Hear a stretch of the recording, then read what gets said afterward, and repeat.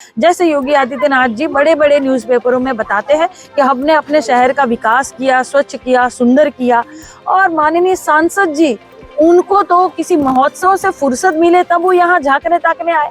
यहाँ कभी रवि किशन जी आए हैं? नहीं आए। आप लोग देखे हैं? देखे तो होंगे, लेकिन टीवी के में ये देखे होंगे, पिक्चरों में। दोबारा मुझ पे भरोसा जताया है ताकि जनता डिमांड कर रही थी कि दोबारा काजल बहनी आए तो इस धांधली का बदला हम लोग ले, और अभी जनता इसी धांधली का बदला लेने वाली है। भारतीय जनता पार्टी का यहाँ से सुपड़ा साफ होने वाला है। आम लोकसभा चुनाव सर पर है। समाजवादी पार्टी ने अपनी पहली लिस्ट जारी कर दी है, जिसमें गोरखपुर से अखिलेश यादव ने काजल निषाद पर एक बार फिर से भरोसा जताया है। हमारे साथ बात करने के लिए काजल निषाद स्वयं मौजूद हैं। थोड़ा सा दुर्घटनाग्रस्त दिख रही हैं। काजल जी, कैसी हैं आप? बहुत बहुत धन्यवाद पत्रकार महोदय। मैं सभी दर्शक मित्र को सादर करती हूँ, और ये क्या हो गया? आदरणीय अखिलेश यादव जी के द्वारा मुझे यहाँ से प्रत्याशी घोषित किया गया है। मैं अपने माननीय अखिलेश यादव जी को कोटि कोटि धन्यवाद नमस्कार करती हूँ। कुछ दिन पहले पैर में फ्रैक्चर हो गया, तो मैं अपने लाठी के सहारे से चल रही थी, लेकिन डॉक्टर ने कहा कि ऐसे चलोगे तो सूजन आ जाएगा। खैर सूजन आ गई तो मैं व्हीलचेयर के माध्यम से चल रही हूँ, क्योंकि मैं जनता के बीच में लगातार रहती हूँ, तो कोई मुझे रोक नहीं सकता है। ऐसा फ्रैक्चर दोनों पैर में हो जाए तभी भी चलेंगे, क्योंकि मेरे खून का कतरा कतरा मेरी जनता को काम आने वाला है। अभी भी मैं अपने क्षेत्र में हूँ। ये गोपलापुर है, जिसको कागजों में गोपालपुर कहा जाता है। यहाँ की जनता परेशान इसलिए है क्योंकि देखिए, ये सार्वजनिक ताल है। ये सार्वजनिक ताल है और कुछ दबंगों द्वारा इस ताल को हथियाया जा रहा है, कब्जा किया जा रहा है। यहाँ निर्माण कार्य को शुरू हो रहा है, लगातार मिट्टी यहाँ गिरा हुआ है। ग्रामीण जनों की ये मांग है कि अगर ये सार्वजनिक ताल है तो या तो यहाँ धर्मशाला बन जाए, या विद्यालय बन जाए, या यहाँ पार्क की व्यवस्था हो जाए, ताकि बच्चों के खेलने के लिए एक व्यवस्था हो जाए। तो ये सुन नहीं रहे हैं, क्योंकि भारतीय जनता पार्टी के विचारधारा से ओतप्रोत है, तो ये दबंगई करेंगे और जरूर करेंगे। कुछ महीने पहले जब मैंने आवाज उठाई थी तो इन्होंने रोका हुआ है, फिर से इन्होंने शुरू कर दिया। बड़ी मैं फिर से उपलब्धि यहाँ आ गई हूँ। अखिलेश यादव ने तीसरी बार आप पर भरोसा जताया। 2022 के चुनाव में कैंपियरगंज से आपको सीट दिया गया, उसके बाद नगर निगम के चुनाव में भी आप पर दांव खेला गया, तीसरी बार आप सांसद के लिए भी उतारी जा रही। तो इतना अटूट विश्वास अखिलेश यादव पर कैसे? वो क्या जिद ठान कर बैठे कि काजल निषाद को जीत दिला के ही मानेंगे वो? देखिए, उनको उनका भरोसा मुझ पर इसीलिए भी है क्योंकि मैं जनता के बीच में लगातार रहती हूँ, क्योंकि ये मेरा ससुराल है। और बेटी की डोली मैके से उठती है, लेकिन ससुराल से अर्थी उठती है। और इसका कहने का अर्थ है कि बेटी ताउम्र जिंदगी भर अपने ससुराल को सजाती है, संवारती है। मैं यहाँ अपने ससुराल को सुंदर, स्वच्छ, साफ बनाने आई हूँ। जैसे महापौर का चुनाव लड़ी थी तो मैंने जगह जगह पर लाइव वीडियो करके दिखाए थे कि देखिए, नाला नाली भरा पड़ा है, कूड़ा कचरा भरा पड़ा है। अभी भी मैं कहती हूँ कि कैमरा घुमाइए, बहनी हट जाना, कैमरा घुमाइए, ये देखिए कि नाला नाली कूड़ा कचरा वैसे ही भरा पड़ा है।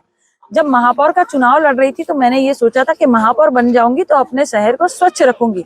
जैसे योगी आदित्यनाथ जी बड़े बड़े न्यूज़पेपरों में बताते हैं कि हमने अपने शहर का विकास किया, स्वच्छ किया, सुंदर किया, और माननीय सांसद जी, उनको तो किसी महोत्सव से फुर्सत मिले तब वो यहाँ झांकने ताकने आए। यहाँ कभी रवि किशन जी आए हैं? नहीं आए। आप लोग देखे हैं? देखे तो होंगे, लेकिन टीवी के में ये देखे होंगे, पिक्चरों में। निकाय चुनाव का आपने जिक्र किया, आज भी मुझे याद है परिणाम जब आया था, आपने प्रशासन पर धांधली का आरोप लगाते हुए वहां पर फूट फूट कर रोई थी। लगभग 1 से 2 घंटे आपका धरना भी वहां चला था जी। आप नहीं मान रही थी, लाख लोग मना रहे थे, लेकिन अंत में जब अखिलेश यादव का फोन आया तब जब है आपने वहां से हटना निर्णय लिया। तो क्या आप बता सकते कि उस टाइम अखिलेश यादव से क्या बात हुई होगी, या उन्होंने तभी हरी झंडी दे दी थी कि आपके लिए कुछ बड़ा कुछ रखा गया है? देखिए, ऐसा है कि महापौर का चुनाव लड़ रही थी और जनता की आवाज उठा रही थी, और चुनाव निश्चित रूप से मैं जीती हुई थी, क्योंकि जनता ने मुझे सहयोग, प्रेम, आशीर्वाद, प्यार भरपूर दिया था। सभी ने दिया था, हर वर्ग ने मुझे साथ दिया था, मेरी जनता ने साथ दिया था। लेकिन इन्होंने क्या किया अंत में, जैसे स्वर्गीय जमुना निषाद जी के साथ इन्होंने जो खेला किया था, वैसे ही मेरे साथ भी लाइट बंद की और धांधली करके 1 लाख की वोट की बढ़ोतरी भारतीय जनता पार्टी के प्रत्याशी की कर दी। फोन पर क्या बात हुई थी उस टाइम? और बिल्कुल, और इसलिए वहां पर मैं धरना पर भी बैठी थी कि यहाँ से नहीं हटूंगी। माननीय अखिलेश यादव जी ने कहा हम कोर्ट कचहरी जाएंगे, और हम गए भी, और ये कोर्ट में हमारा केस फाइल भी हो चुका है। ये भी बहुत बड़ी जीत है। इस तरह से मैं लड़ने का काम करती हूँ।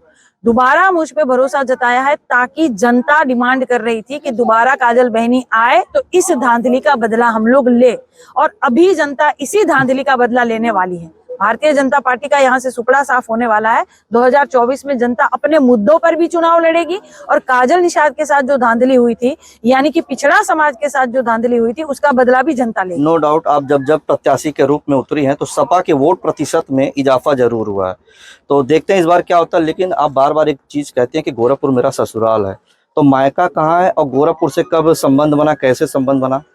गोरखपुर मेरा ससुराल है। भुआपार गांव जो है वहां मैं रहती हूँ, वहां मेरा पूरा परिवार रहता है।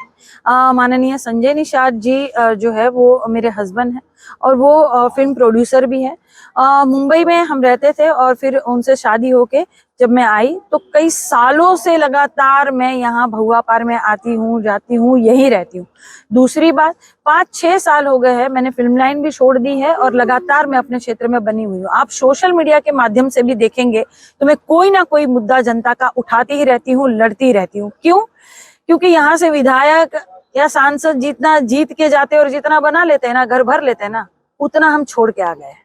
हमको किसी चीज का कमी नहीं था, उतना मैं छोड़ के आ गई हूँ जनता के बीच में। क्यों? क्योंकि मैं समाज सेवी हूँ, जनता की सेवा करना चाहती हूँ, इन बच्चों को अपना अधिकार दिलाना चाहती हूँ। इनको मैं चाहती हूँ कि ये शिक्षा पढ़े, इनको शिक्षा मिले, इनको रोजगार मिले, बड़े हो तो इनको नौकरियां मिले, जो युवा साथी है। पर ये सरकार लगातार खिलवाड़ कर रही है। मोदी जी कहले रहलन कि 2 करोड़ रोजगार मिली, 2 करोड़ नौकरियां मिली। कहाँ बा नौकरिया? केहू के मिलल बा? यहाँ गोपालपुर में केहू नौकरी मिलल बा? रसूलपुर में मिलल बा केहू के नौकरिया? जहाँ जाती हूँ वहाँ जनता कहती है कि नौकरियां नहीं मिली है। एक गंभीर सवाल, चूंकि सपा ने पहले लिस्ट जारी कर दी है, आपका नाम उसमें है, तो ऐसे में क्या लगता है, अभी तो भाजपा से मौजूदा सांसद रवि किशन है, तो भाजपा को दोबारा प्रत्याशी उतारने के लिए क्या भाजपा फिर से रवि किशन पर दांव खेल सकती है, या काजल निषाद के मैदान पे में उतरने से उनको इस निर्णय को बदलना होगा, प्रत्याशी को बदलना पड़ सकता है? क्या कहना चाहेंगे? वो उनकी मर्जी है, उनका निर्णय है। चाहे रवि किशन जी हो, चाहे मुख्यमंत्री जी हो, चाहे प्रधानमंत्री जी हो, कोई भी मेरे सामने हो, मैं दमदारी से चुनाव लड़ती हूँ, क्योंकि मैं जनता के मुद्दों पर चुनाव लड़ती हूँ। हर तबका यहाँ परेशान हो चुका है, चाहे वो अधिकारी हो, अधिवक्ता हो, कर्मचारी हो, किसान हो, महिला हो, विद्यार्थी हो, मजदूर हो, मजलूम हो, अल्पसंख्यक हो, हर कोई यहाँ परेशान है। हर कोई अपने मुद्दे लेकर यहाँ बैठा हुआ है। कहीं ऐसा तो नहीं एक अभिनेता के सामने अभिनेत्री को उतारा गया है? अभिनेता तो रवि किशन जी है ना। महोत्सव में वो जिस तरह से डांस करते हैं, जिस तरह से डायलॉग बोलते हैं, जिस तरह से कहते हैं, ए बाबू यहाँ जरबत सीधा स्वर्ग में जइब, हर हर महादेव, इस तरह के डायलॉग वो बोलते हैं। अभिनेता वो है। काजल निषाद अभिनेत्री थी, लेकिन काजल निषाद समाज सेवी भी थी, और अभी भी मैं समाज सेवी भी हूँ, यहाँ की बहू हूँ। रवि किशन जी तो बाहरी है ना, काजल निषाद को घर की है भाई, लोग घर को चुनेंगे ना। भाजपा की राजनीति पर सपा की राजनीति कैसे कारगर होगी, कैसे आप चुनाव चैलेंज देंगी भाजपा को? अब हर कोई राम की बात करेगा तो काम की बात कौन करेगा? राम की बात तो हर कोई करता है, कोई क्यों नहीं करता? पूजा पाठ हर कोई करता है, हम भी करते हैं। हम भी कहते हैं रामाय रामभद्राय रामचंद्राय वेद से रघुनाथाय नाथाय सीताय आपतये नमः, हम भी करते हैं। लेकिन हम काम की भी तो बात करते हैं। अब एक बात बताइए, बरदेखुआ आवला लोगन घर में तो का पूछल जाला कि लइका कितना पढ़ल बा, का करता, कौन नौकरी करता, कौन जॉब बा, कौन रोजगार बा, कितना कमाई, लइकन के सुखी रखी के ना है, दुखी है। नहीं, सुन लीजिए, आप पूजा पाठ करते हैं, इसका मैंने देख लिया, मैंने अभी जस्ट देखा। आप मेरी बात पूरा सुनिए। ई ना पूछला सब के ई पूछी के कितना कावड़ उठौले बा, कितना राम भजता, कितना अयोध्या गइल बा, ई पूछी का? हाँ, ई नहीं ना पूछी, शिक्षा पूछेंगे। तो शिक्षा बहुत जरूरी है। पूजा पाठ करिए, लेकिन काम भी करिए। चलिए, आपके पूजा पाठ में कोई दो राय नहीं है, कोई शक नहीं है, लेकिन जिस पार्टी से आप आती हैं वहाँ पे स्वामी प्रसाद मौर्य जैसे नेता हैं, उनके लिए क्या कहना चाहेंगे? देखिए, वो बड़े नेता है, मैं समाजवादी पार्टी की सिपाही मात्र हूँ। बड़े नेता अपना बयान खुद जाने, उस पर मैं कुछ बोल नहीं सकती, कोई टिप्पणी नहीं कर सकती। एक और बड़े नेता डॉक्टर संजय निषाद, मैं आपके पति की बात नहीं कर रहा हूँ, जो निषाद पार्टी के राष्ट्रीय अध्यक्ष हैं। तमाम एलिगेशंस लगते रहते हैं आपके, उनके बीच में आरोप प्रत्यारोप होते रहते हैं, क्या कहना चाहेंगे आप? बतौर सांसद आप चुनाव लड़ने जा रही हैं। वो निषाद पार्टी के बड़े नेता है जी। आप कह रहे हैं, हम नहीं कह रहे हैं। वो अपने आप को महामना खुदे घोषित करते हैं, अपने आप की खुद ही आरती उतरवाते हैं। वो कहते हैं कि हम निषाद समाज के बड़े नेता हैं। अगर वो बड़े नेता निषाद समाज के होते तो मेहदावल का जो चुनाव हुआ था चेयरमैनी वाला, जहां से रमेश निषाद जो गरीब सब्जी बेचने वाला निषाद भाई था, मैं वहां गई थी और वो भाई मेरे जीत गए। नहीं जीतना चाहिए था ना उनको। अगर संजय निषाद जी बड़े नेता होते तो क्यों? क्योंकि मेहदावल के विधायक जो है वो अनिल त्रिपाठी जी है, निषाद पार्टी से विधायक है। और मेहदावल जिस लोकसभा में आता है, उन लोकसभा के सांसद माननीय प्रवीण निषाद जी हैं। तो माननीय प्रवीण निषाद जी के पिताजी और पुत्र ने दोनों ने मिलकर, संजय निषाद जी और प्रवीण निषाद जी दोनों ने मिलकर एक गरीब सब्जी बेचने वाले निषाद भाई को हराने के लिए जी जोर तनतोड़ मेहनत की थी। क्यों नहीं ये निषाद समाज ने उनको हराया? जब मैं वहां गई तो क्यों जिता दिया? क्यों हमारी बातों का मान सम्मान रखा? तो निषाद समाज का प्यार, सम्मान, आशीर्वाद काजल निषाद के साथ है। संजय जी की बातों का वो लोग अब कोई मतलब नहीं, कोई मान सम्मान उनका नहीं रखता है, क्योंकि ये हमारी बहन है चंचला निषाद जी। निषाद पार्टी खड़ा करने के लिए इन्होंने अपना जनतोड़ मेहनत भी की है। उनका बेटा भी एक मृत्यु हो गई थी इनके बेटे की, संजय निषाद जी वहां नहीं आए हैं। इन्होंने अपना निषाद पार्टी खड़ा किया है और बहुत सारे लोगों ने गहने बेचकर, किसी ने धान बेचकर, किसी ने जमीन बेचकर निषाद पार्टी को खड़ा किया। लेकिन आज निषाद समाज में कोई घटना हो जाती है तो माननीय संजय निषाद जी नदारक होते, दिखाई नहीं देते। कल मैं संत कबीर नगर में थी, वहां की ग्राम सभा है मोहनाग। पत्रकार महोदय, मैं आपसे निवेदन करती हूँ कि आप मोहनाग गांव में जाए और वहां की घटना को देखें। इतनी निर्दय घटना वहां हो चुकी है।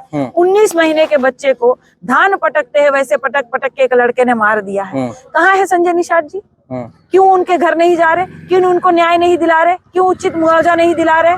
क्यों आदरणीय मुख्यमंत्री जी के यहाँ गुहार नहीं लगा रहे हैं कि जाइए उनके घर, उनके हालचाल पूछिए, सांत्वना दीजिए, उनको उचित मुआवजा दीजिए और उस लड़के को कठोर से कठोर सजा दीजिए।